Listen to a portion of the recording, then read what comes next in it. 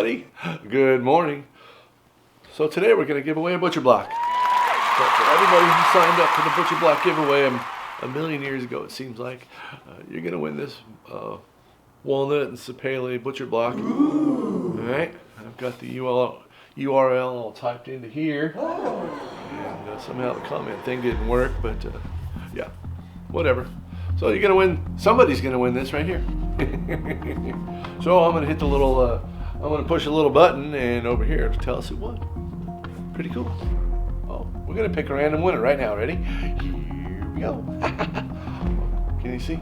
Is it all in two? Ready, go. Who will it be?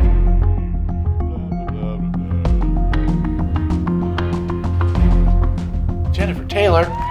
Jen, you won. You won a butcher block. Jen Taylor, you're a winner. Yay! Winner, winner, chicken dinner. And a butcher block. Thanks for playing, everybody. Thanks for watching. Thanks for subscribing. And we'll see you next time on Woodworking with Mr. Kevin. You have an awesome day.